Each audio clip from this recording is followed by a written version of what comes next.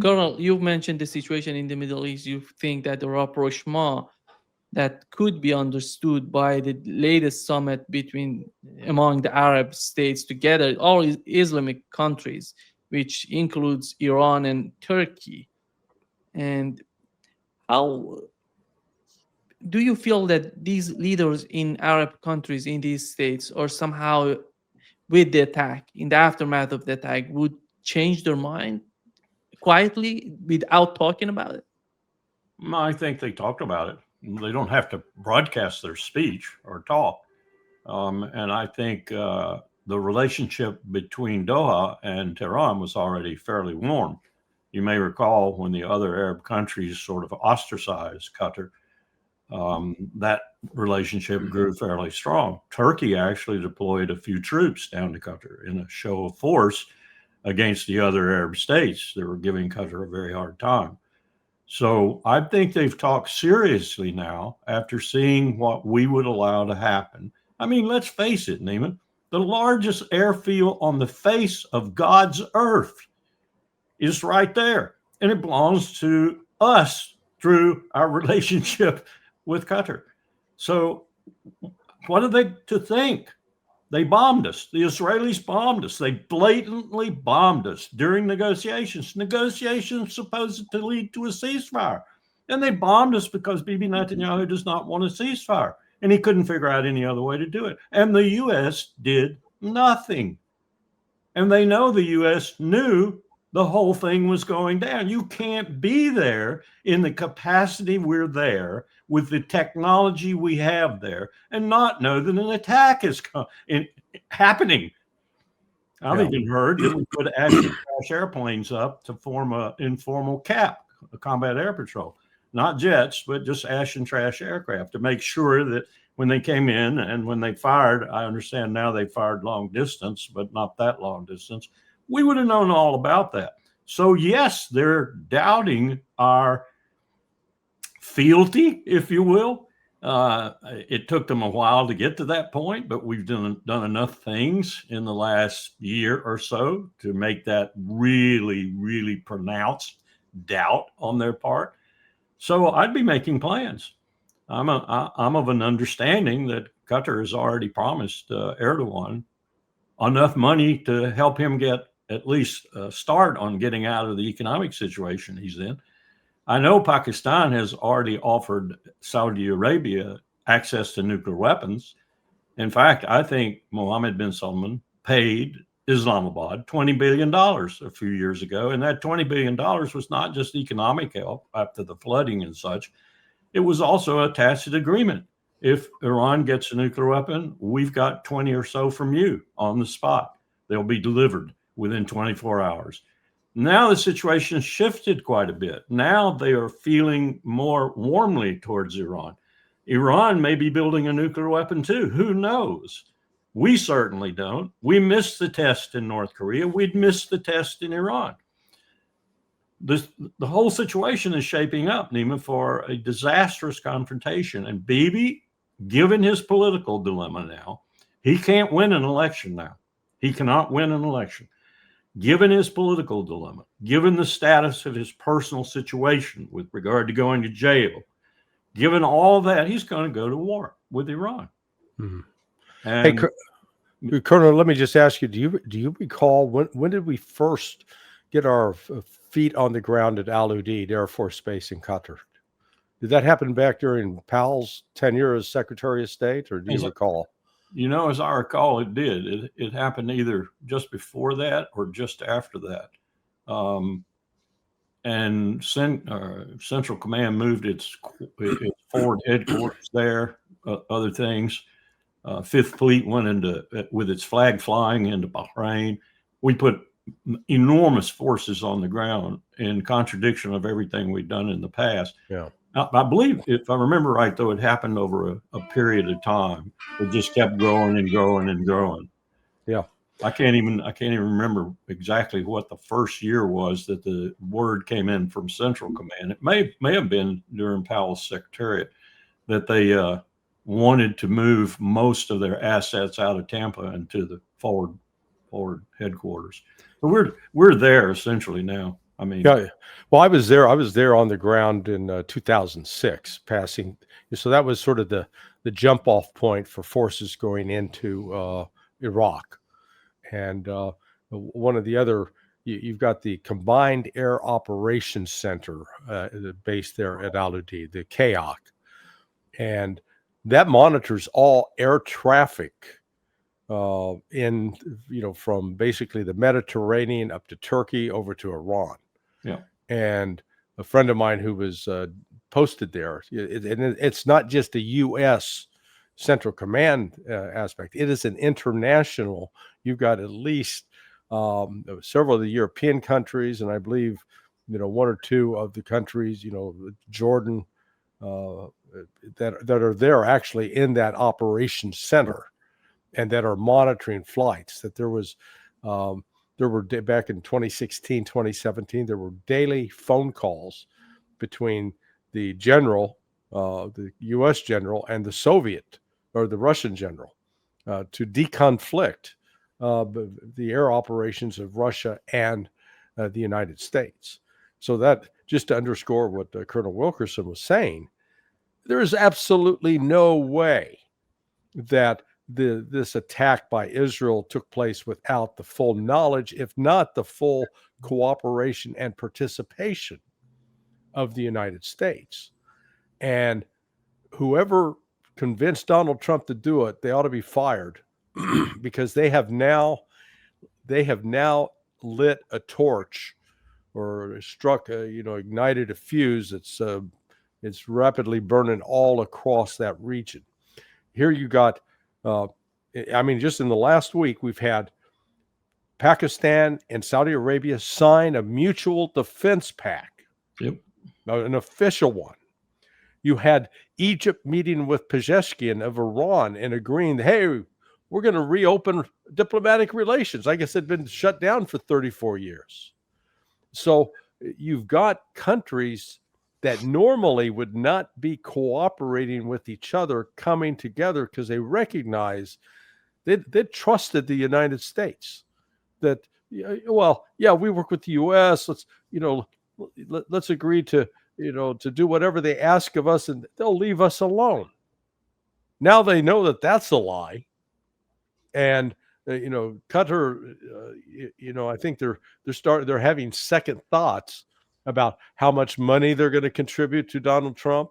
They're looking for more than just some assurances, but Trump is now doubling down on it with going after Iran, even though Iran signed the Cairo agreement with Egypt on September 9th, was it? And the reason I now understand why Iran did it.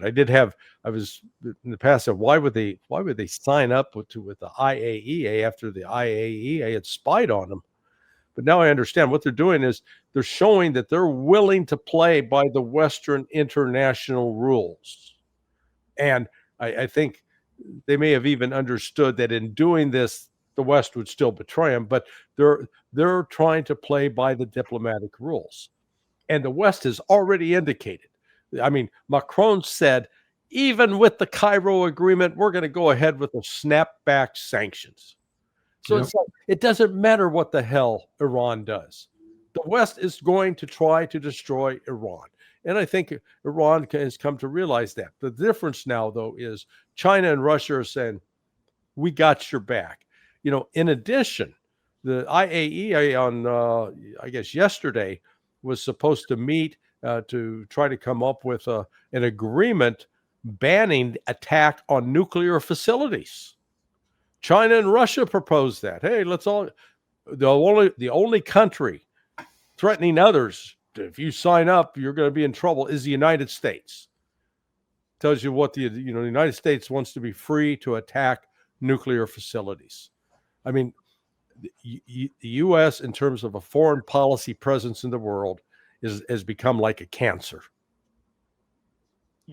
Couldn't describe it better. Neiman, one thing. Two, we are locked in 24/7 with the Israeli Defense Force staff, and they with us. Where? Also, Al-Udeid, they are there as well as we are there. Yeah. So we know everything they're doing. They know everything we're doing, except when it comes to time to hide something, and then we both do it. But it's not often that we do it. And we don't hide it much from the British either. Colonel, how capable are these countries, the Arab states, in terms of defending themselves? How are they capable of using these weapons that they bought from the United States, these air defense systems, without the United States, without the support coming from the technical teams in their countries? 96, we started, Larry. I should have known it was Bill Clinton's deal. Okay. Nima, they depend on the United States primarily. They depend on us, and they depend on us not only to sell them billions and billions, hundreds of billions of dollars over the years of military equipment, but they also depend on us in a lurch to back them up. Look at what we were doing, for example, with the Saudis and the war in Yemen. For years, we gave them intelligence. We gave them the very best intelligence for the extended range F-15s. We gave them the JDAMs they used on those F-15s. We gave them all manner of stuff. That's what's falling apart in their minds now, and I don't blame them. Is the United States dependable, or will it, in a lurch, and the lurch is named Israel, abandon us completely? So much so that they attack a non-NATO ally in Doha, and the U.S. does nothing about it. That's planted a real question in their heads, I think, and they're going to be moving to take some kind of corrective action, if you will, counteraction possibly. And that's what Larry was talking about. That's what I've been talking about. It's going to be interesting to see how this develops. There are more players now, and I just looked again at Haaretz. The headlines are full of it. Not only did he lose his majority in the Knesset, not only is he pressed hard on the battlefield, he's got the IDF chief telling him this is stupid. This is idiotic. We shouldn't be doing this. They've, as Larry was intimating, they've turned a lot of it over to their Air Force now because they're getting killed. They're getting killed in there. Yeah. So he's just surrounded right now. And that's another reason I think he will go to war with Iran, because this man only knows how to double down, triple down on failure. When he fails, he goes in for more. Fails again, goes in for more, and so on. One of the most historic examples of military stupidity, insanity, whatever you want to call it, in history is reinforcing strategic failure. Bibi has become quintessentially a genius at reinforcing strategic failure. Yeah. And let's point out, go back to the summit, the Arab-Islamic summit in Doha. The optics of that were off the charts. Yeah. Here you got al-Shara, formerly known as al-Jilani, ISIS terrorists. They're meeting with Pezeshkian of Iran when 2 years ago, Jilani's forces were attacking and killing Iranians, and vice versa. So they were there. King Abdullah of Jordan showed up prominently in the middle of the picture, and part of that declaration reiterated that he's got the stewardship on behalf of Islam for caring for the holy sites in Jerusalem, the Al-Aqsa Mosque in particular. The pictures of Pezeshkian sitting there with Mohammed bin Salman, and then Pezeshkian with al-Sisi. So the U.S. policy over the last, 40 years has been predicated upon convincing all these other countries, the Saudis, the Egyptians, that Iran was the terrorist force, that we had to unite to contain Iran. And they all basically played along with that, including Turkey. Now Erdogan was there. And, so you're getting this unity across, we're not just talking differences between the Shia and the Sunni, but you had the Turkish elements, Turkey, Azerbaijan, the Azeris are, the Turkish language base. You had the Arabs, you had the Persians, and you had the Asians. So it's both if you will, multi-ethnic and multi-religious in terms of their different theological views. But they were able to produce a pretty strong document condemning the Israelis in particular, and laying out some plans of action, including expelling Israel from the United Nations. They talked about an Arab-Islamic military force. Getting the Turks, the Iranians, and the Egyptians have the largest militaries in that whole group. Getting them together would be like having cats and dogs living together. But we'll see. We put them together in a 625,000 man coalition for the first Gulf War, but it was kind of obstreperous from time to time. Yeah.